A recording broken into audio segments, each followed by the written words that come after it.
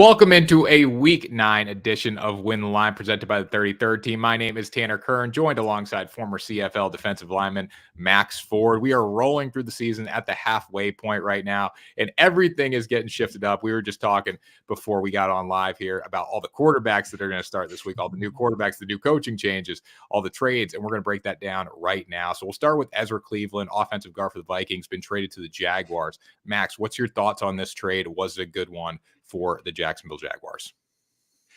Oh, definitely. He's a guy that's been starting over there in Minnesota for quite some time. But I also think it was a good one for Minnesota as well. I think that the last couple of weeks he's been inactive there. They've gotten a chance to see his backup, Dalton Risner. And so this to me kind of signals confidence in Dalton Risner and that they feel that they can go get that draft capital for Ezra Cleveland. But Cleveland definitely makes that Jacksonville line better and will help them down the stretch. I love Brandon Sheriff and Cam Robinson for Jacksonville. I think this makes their line even more impressive. And if they can start to run the football effectively, consistently, we've seen it with ATN. Like, it's big carry, but sometimes he gets stuffed, and that's pretty consistent. If they can start to run the ball consistently and rip off 4 or 5 yards of carry at times, they're going to be very, very dangerous. They're already on a massive winning streak right now. Then we got Montez Sweat. The Commanders were very active, traded him and Chase Young. Sweat went to the Bears, and then Young went to the 49ers. The Bears trade with Sweat makes absolutely no sense to me. I don't know if you agree with that, Max, but what's your take? Yeah, I agree. I don't know what they're doing there. Like right now, they're not really in a competitive window. I know they're trying to work into that, and you want to build a culture. So I understand that, but he's also a guy that you're going to need to sign to an extension. So I really don't understand what the thought process is behind it. I'm sure they have something that they think is going to work there, but it beats me what that is. I love what the Commanders are doing. They're trying to get their draft capital, try to get protectors for Sam Howell in the coming years. But the Bears, I mean, they did double their sacks. The defensive line had 6.5 sacks. Now you add Montez Sweat in, who has 6.5 himself, but it just doesn't make sense. They're not in a competitive window, like you were saying. I love this trade for the 49ers, though, with Chase Young. This makes them extremely dangerous. When they get healthy, Max, do you still think they have the number one chance to win the NFC, or does that belong to somebody else? Man, it's obviously they're in a funk right now, losing 3 straight. I think they're still a very good football team. They've got one of the top defenses, even though, again, it hasn't looked like it recently. The offense, I think, really needs Trent back in a big way. He's kind of Brock's safety security blanket, as it were, there. Gives him that extra time that he needs, and right now it's not looking the same without him. As for the question you asked about who I think is going to take the NFC, I'm kind of a Lions guy, man. I really like the Lions. I like what they're doing. It's hard not to like Dan Campbell. Just he's a player's coach. Just the way that he approaches the game. Just he's a guy that you want to run through a wall for. Like, I would love to play for that guy. They've got a good team. They've built a team in that image. They're a tough team on both sides of the ball. Even their wide receivers, guys that are normally known for being divas, those guys are physical and they'll get after you. They'll go block you. Amon-Ra St. Brown's probably one of the more physical wide receivers in the game. And I just think they got that right mentality to go win. So I like the Lions. The thing that I respect about Dan Campbell the most is he's like, we could make trades at the deadline and become a better football team, but he didn't want to mess with the team chemistry. So I respect him there. True players coach. Moving to our mismatches, Will Levis Mania is running wild, but he's going up against a little tougher competition this week on the road against a nasty Pittsburgh Steelers defense and front seven here. Laria Ginobili, TJ Watt, Montravius Adams. I think these guys are going to be all over Levis throughout the game, but he is coming off an outing where he threw 4 touchdown passes. How do the Pittsburgh Steelers get to Will Levis, and do they neutralize him more than we saw last week? Well, I think it's like you said, get to Will Levis. That's the main thing. He's a young quarterback. He's not used to that NFL speed. Obviously, he got one full speed NFL game, and he did pretty well in it. But you want to get to him because it's a little bit different than college when you're playing professionally. And if you can get to him, you affect the quarterback, speed up that clock, and he starts making errant throws or bad decisions. And those can lead to points the other way when you're playing against Pittsburgh. So I think you've just got to try to heat them up, whether that's with 4, rushing with 4, which Pittsburgh can definitely do with those guys that you named off, or if they want to go to the blitz and dial it up just that much more. I think that's the best play. I think the toughest thing with it though is there's only one game of film and it's a short week. So now you got not a whole lot of time to prepare for that new quarterback. You don't really have a bunch of tendencies on them yet. So it's definitely an interesting one. I typically favor a good defense against a rookie quarterback, but it'll be one to watch.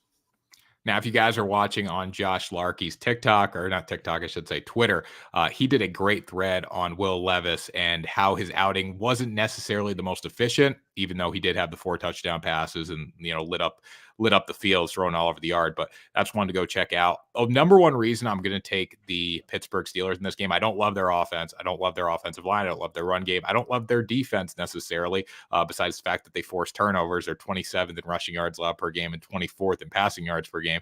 But I do trust Mike Tomlin against a rookie quarterback, and I trust guys like TJ Watt to put pressure on him. I think Will Levis is going to feel the heat a little bit in this game. So going to one of the most favorite props on sports books right now, Will Levis throw an interception. Do you see this happening, or do you see him being perfect? Absolutely. Like I said, rookie quarterback against a defensive front like that, I think it's a given. Maybe he makes me look silly and doesn't throw one, but I feel very good about him throwing a pick in this game. Totally agree with that. Moving into our next game, the Atlanta defense versus the Minnesota Vikings offense. I really like the Atlanta defense in this spot. Going against Minnesota, who's going to start Jaron Hall. So as a defensive lineman back in the playing days, a young quarterback. Now, he's not necessarily young in age. He's 25 years old as a rookie coming out of BYU, but he's young mentally when it comes to playing in the NFL. How are you attacking that as a defensive lineman? Yeah, we just talked about it. That you just want to get on those quarterbacks, speed up that internal clock because they aren't used to that play speed yet. And when you can get to the quarterback or even get around him, like there's times when you're playing a quarterback like that where you beat your guy, maybe you're a half step a little bit late there. You just want to get next to him, kind of let him know you're there. Like you're like, yeah, I didn't hit you there, I didn't make it on time, but I am here. Like kind of just get that in the back of his head a little bit. Just try to make him speed up that clock. Like I said, that's going to cause errant throws. It's going to cause bad decisions. And like you said, he is a little bit older for a rookie, but he's still getting used to the NFL game. He got about, I think, a quarter and a half there at the end. So I think that's how you want to try to attack him. And if the 4-man can't get home, then yeah, I'd look at them trying to send the blitz at him. But you've got some really good vets over there in Atlanta on the defensive front. So I think, they'll look out on guys like Calais Campbell to go strike the fear of God in them there. So. Yeah, I love Calais Campbell. Loved linebacker Caden Ellis. I think he's going to be a beast in this game. One thing to note, no Ezra Cleveland, right? He's been traded, so Dalton Risner is going to take over the starting job. He has started the past couple weeks, though, so obviously they're comfortable with him in there. Do you think the difference between Ezra Cleveland and Dalton Risner is massive, Max? No, I don't think it's massive. I think there is definitely a difference, but I don't think it's big enough where you're like, oh, we've got to pick on this guy. He's, like you said, started the last few weeks, and that includes a game against San Francisco, who, even though they've been down those last few weeks, like we said, still has a very good front. And he's battle tested. And aside from that point, you called out Caden Ellis. I just got to call out my University of Idaho Vandal alumni there. Go Vandals, man. There we go. Max, the former Vandal. The Minnesota Vikings are 31st in the NFL in rushing offense. That is not a good matchup this week against the Atlanta Falcons because they're probably not going to be throwing the ball too much with their quarterback, Jaron Hall. Now we're moving to our DFS value plays here. This one's really value. This one's like the definition of value, Max. When you said this to me, I was a little blown away here. The New York Giants defense, we don't think of them as that good of a defense, but they're going against an absolute train wreck right now in the Las Vegas Raiders. They fired their GM. They fired their head coach. Jimmy Garoppolo is no longer the starting quarterback. We have another rookie quarterback in Aiden O'Connell getting the snaps this week, so should be interesting here. Why do you like the Giants in this spot, knowing that they're just not that good of a team? Just all those things you mentioned, man. And like, to me, seeing Las Vegas as the offense that's going against the defense with the lowest price didn't compute. Normally you see that lowest price defense going against Miami, going against Kansas City, going against teams like that. And then you see the Giants down there at the very bottom, Stoneman against Las Vegas. It just, to me, that blew me away. And then you have everything that happened yesterday with the team. Obviously, that locker room has been going through some things. They had the meeting with McDaniels. I think it was reported on Saturday or something like that before he got fired, where there are a lot of grievances aired. So I think that locker room is not necessarily the healthiest locker room at the moment. Now you're throwing a rookie quarterback into that. It's just, there's a lot of things going on in Las Vegas. And I will say on the New York Giants side of things, they did trade Leonard Williams, who was very good defensive interior player there. They've still got Dexter Lawrence. And when he's on, man, he's one of the more impressive guys in the league to me. Like, there was a run last year at the end of the year and into the playoffs where, to me, he was playing as good as anybody this side of Aaron Donald. So obviously the Giants have not been playing that well this year, but against a train wreck like that, I expect some of their guys to step up, and I think this is one you can definitely play. Yeah, I agree with that. It's an interesting matchup here. My one fear is like teams rally around when it's a coach that they don't necessarily like, they tend to rally around. Like, I think if there's a week that the offensive line is going to start moving some people and Josh Jacobs is going to pop off, it's probably this week. Jacobs looked pretty good considering he had no blocking whatsoever last week against on Monday night. We look at the New York Giants, they did tame the New York Jets, right? But it's kind of a different beast. I think if Aiden O'Connell can just find a wide open receivers down the field, I think they're going to be in good shape. Davante Adams running wide open, very hard to miss that throw. Got a fancy question coming in here from These Nuts. My name is Jeff. Great YouTube name right there. Sensei Flowers and James Cook for Davante Adams. So going off Davante Adams right now, he was open many times in this football game. The offensive line at least gave Jimmy G enough time to overthrow him. Do you make that trade? I like that trade.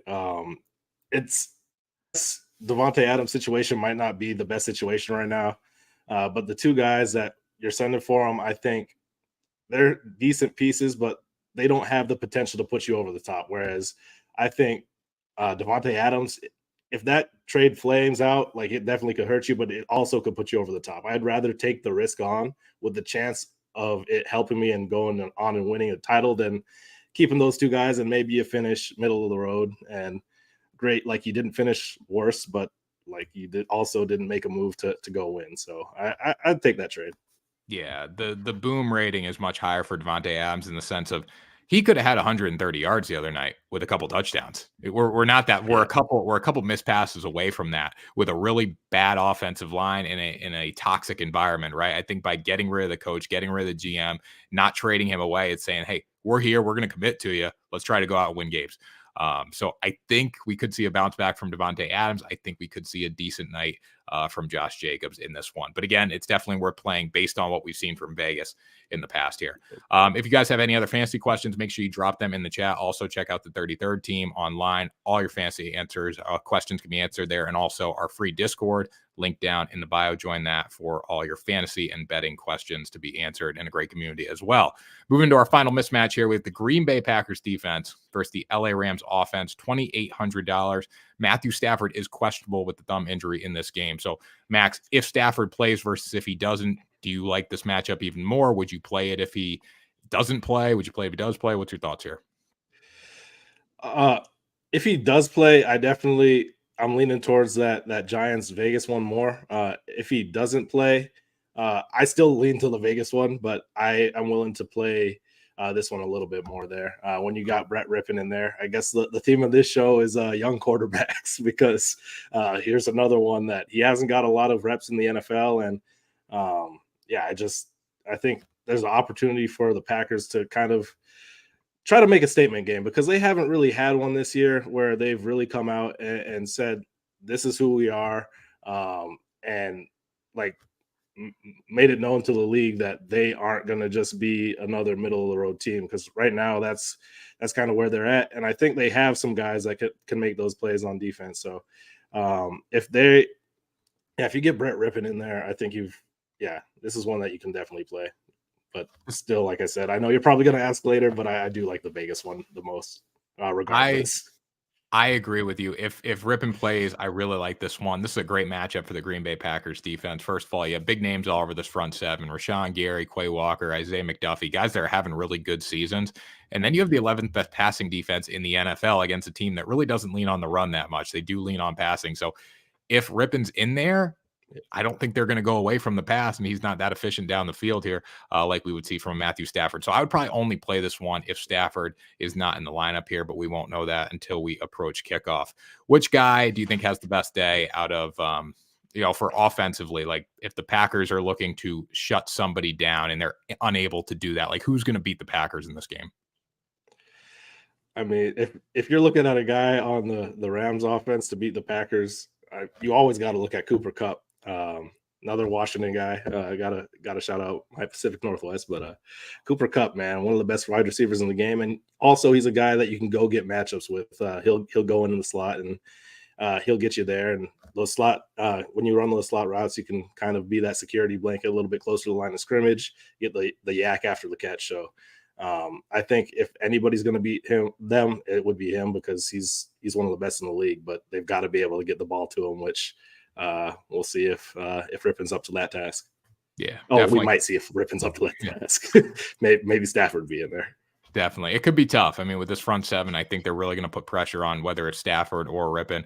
We saw it with the Cowboys against the Rams last week. They had a lot of success neutralizing that offensive line. So I like the Packers much better, their front seven against this Rams offensive line. Just on the flip side, too, I think this is a really good opportunity for Jordan Love to put the defense in good situations, not turn the ball over, be effective down the field and put up points and put the pressure on the Rams. That's another thing you always want to look at when you're doing DFS and your matchups and your lineup. So, Max, another show. We're through week 9. Can you believe we're already halfway through the season? Man, it's going fast. It's been fun getting to do this with you, and hope that everybody else out there is enjoying it as well, because I definitely am. Definitely. Thanks to everyone who tuned in today. We'll be back next week with another episode of Win the Line, where we break down the best DFS and betting matchups based on the offensive and defensive line. See you next week.